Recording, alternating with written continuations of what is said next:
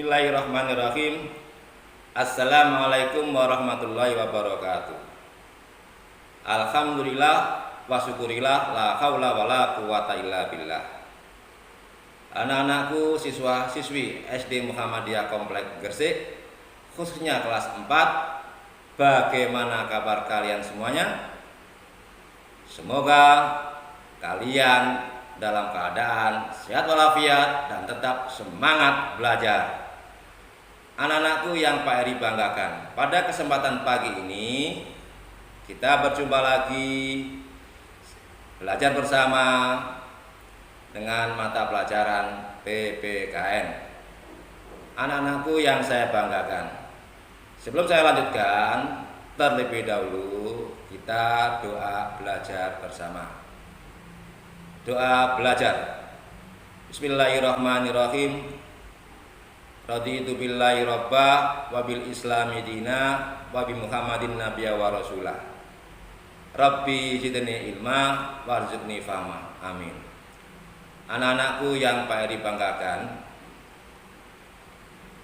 mari kita belajar dengan penuh semangat, tekun, ikhlas karena Allah. Yuk kita mulai materi pelajaran PPKN. Nah, siswa-siswi kelas 4 SD Muhammadiyah Komplek Gresik, pembelajaran PPKN kelas 4. Tema 7, indahnya keragaman di negeriku. Subtema 2, indahnya keragaman budaya di negeriku. Anak-anakku, kompetensi dasar 3.4 mengidentifikasi berbagai bentuk keragaman suku bangsa, sosial dan budaya di Indonesia yang terikat persatuan dan kesatuan. 4.4 mengidentifikasi berbagai bentuk keragaman suku bangsa, sosial dan budaya di Indonesia yang terikat persatuan dan kesatuan. Selanjutnya, anak-anakku yang saya banggakan, materi pembahasan 1. Keanekaragaman rumah adat di Indonesia. 2. Upaya melestarikan pakaian adat. 3. Keragaman tarian daerah. Anak-anak, selanjutnya tujuan pembelajaran. Setelah mempelajari materi ini, siswa mampu 1. Mengetahui cara melestarikan rumah adat. 2. Mengetahui cara melestarikan pakaian adat. 3. Mengetahui cara melestarikan kesenian tarian daerah. Nah, anak-anak, pembahasan yang pertama, keanekaragaman rumah adat di Indonesia. Contoh rumah adat: Belah Burung, Kepulauan Riau; Panggung Kajang Leko, Jambi; Rumah Limas, Sumatera Selatan; Rumah Rakit, Bangka Belitung; Bumbungan 5, Bengkulu; Nowau Sesat, Lampung; Sulah Nyanda, Banten atau Baduy; Rumah Kebaya, DKI Jakarta; Rumah Kasapuan, Jawa Barat; Rumah Joglo, Jawa Tengah; Bangsal Kencono, Yogyakarta; Joglo Situbondo, Jawa Timur; Rumah Panjang, Kalimantan Barat; Rumah Betang, Kalimantan Tengah; dan Bumbungan Tinggi, Kalimantan Selatan. Anak-anakku, kita bahas rumah adat dan cara melestarikan. A. Rumah adat.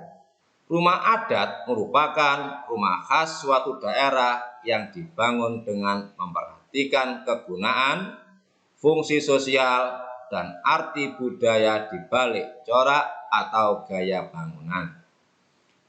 Setiap rumah adat memiliki makna tersendiri bagi masyarakat di suatu daerah. Keragaman bentuk dan makna setiap rumah adat membuat Indonesia semakin indah dan kaya. Untuk itu, penting bagi kita untuk melestarikan rumah adat tersebut. B. Cara melestarikan rumah adat. 1. Mempromosikan keindahan rumah adat suatu daerah sesuai dengan pengetahuan. 2. Mengunjungi rumah adat saat berlibur di suatu daerah. 3. Tidak mencoret-coret dan fasilitas rumah adat. 4. Menjaga kebersihan rumah adat di suatu daerah. 5. Menghormati bentuk rumah adat suku lain. Anak-anakku yang Pak Eri banggakan. Sekarang mari membahas nomor 2. Upaya melestarikan pakaian adat. Anak-anakku, dari Sumatera, Sabang sampai Merauke, Pulau Papua, pakaian adat di Indonesia sangat beragam. Pak Heri contohkan pakaian adat di Indonesia. Pakaian adat Papua Barat, pakaian adat Papua, pakaian adat Riau Kepulauan, pakaian adat Riau, pakaian adat Sulawesi Selatan, pakaian adat Sulawesi Tengah, pakaian adat Sulawesi Tenggara, pakaian adat Sulawesi Utara, pakaian adat Sumatera Barat, pakaian adat Sumatera Selatan, pakaian adat Sumatera Utara, dan pakaian adat Daerah Istimewa Yogyakarta. Pakaian adat dan cara melestarikan. A. Pakaian adat. Pakaian adat merupakan pakaian yang khas suatu daerah yang dapat menunjukkan status sosial, perkawinan, atau agama. Setiap suku di Indonesia memiliki pakaian adat dengan ciri khas masing-masing. Ciri khas tersebut mulai dari gaya, jenis kain, warna, dan aksesoris yang digunakan. Pakaian adat merupakan kekayaan yang harus kita banggakan dan dilestarikan. Nah, yang B, cara melestarikan pakaian adat. 1. Bangga menggunakan pakaian adat seperti menggunakan kebaya saat Hari Kartini. 2. Menggunakan pakaian batik di sekolah pada hari tertentu. 3. Mengadakan acara perayaan pakaian adat secara rutin. 4. Saling menghargai pakaian adat dari daerah lain. 5. Mempromosikan keindahan pakaian adat suatu daerah sesuai dengan pengetahuanmu. Anak-anakku yang Pak Heri banggakan. Sekarang materi yang ketiga, keragaman tarian daerah. Anak-anak, negara Indonesia memiliki budaya, dalam hal ini tarian daerah, sangat banyak sekali. Nah, saya ambil contoh. Contoh tarian daerah di Indonesia. Tari kuda lumping berasal dari Jawa. Properti yang digunakan kuda tiruan dari anyaman bambu. Tari jaipong berasal dari Jawa Barat, properti selendang. Tari baksah kembang asal Kalimantan Selatan, properti bogam atau rangkaian bunga. Tari serampang 12 asal Sumatera Utara, properti sapu tangan. Tari merak asal Jawa Barat, properti sampur.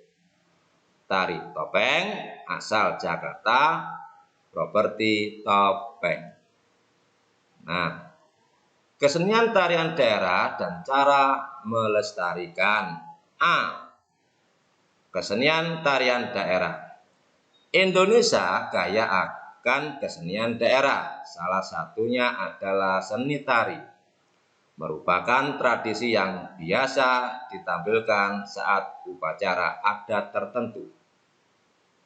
Tarian adat yang banyak beragam di setiap daerah menggambarkan corak kehidupan tiap daerah.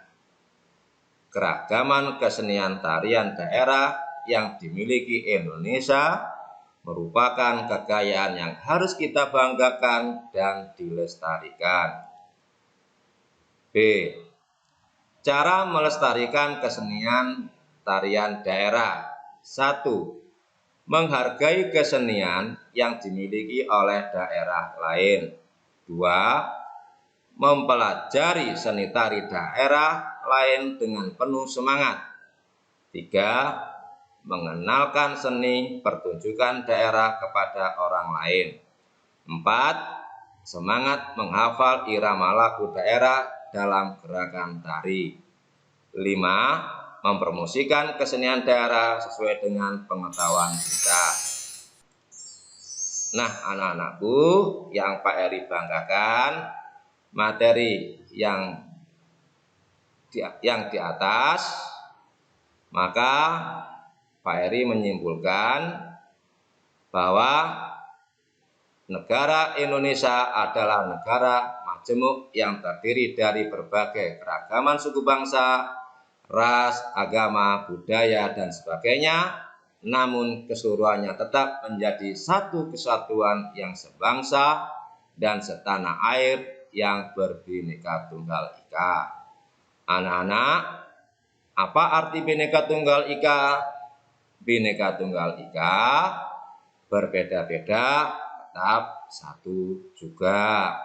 Nah, Bhinneka Tunggal Ika bisa kokoh dalam bingkai negara Republik Indonesia asalkan warga masyarakatnya saling menghormati dan menghargai.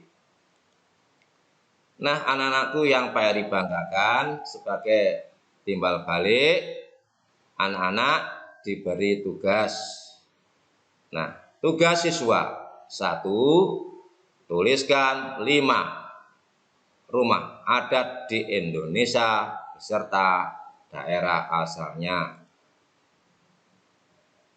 Soal AKM literasi. Suku Dayak dikenal sebagai suku asli pedalaman Borneo yang mendiami wilayah di Pulau Kalimantan. Suku Dayak dapat dijumpai di Kalimantan bagian barat, timur, tengah, utara, dan selatan. Berdasarkan dari BPS 2010, populasi suku Dayak di Kalimantan Timur 351.437 jiwa. Mulanya, Dayak bukan merupakan sebuah suku, melainkan Dayak memiliki arti pedalaman. Telingaan Aru merupakan sebuah tradisi adat suku Dayak dengan cara memanjangkan telinga mereka.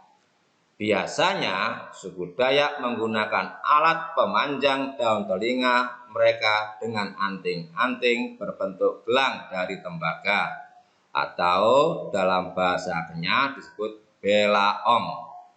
Ada 2 jenis anting-anting yang digunakan untuk memajangkan daun telinga mereka, yakni hisang semhaa yang dipasang di sekeliling lubang daun telinga dan hisang kafaat dipakai pada lubang daun telinga. Tidak semua suku Dayak melakukan tradisi ini, hanya yang mendiami wilayah pedalaman, seperti masyarakat Dayak Kenyah, Dayak Bahu, Dayak Penan, Dayak Kelabit, Dayak Saban, Dayak Kayaan, Dayak Taman, dan Dayak Unan. 2. Tradisi memanjang telinga suku Dayak dinamakan A. Hisang semhaa, B. dalingan aruu, C. Pisang kafaat, D. Belaong. 3. Berdasarkan teks tersebut di atas, menurutmu apakah seluruh suku Dayak harus memanjangkan telinga? Berikan alasannya. Soal nomor 4. Cermati infografis poster. Indonesia kaya karena beragam. Apa maksud dari poster di samping? Anak-anakku yang Pak Eri banggakan,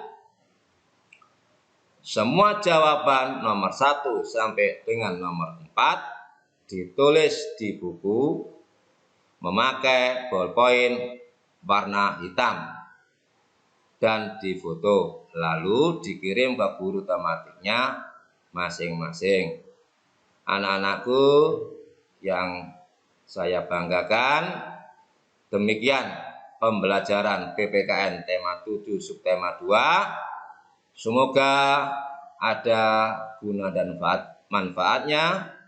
Dan sebelum saya akhiri, kita tutup dengan bacaan hamdalah. Alhamdulillahirabbil alamin. Terima kasih.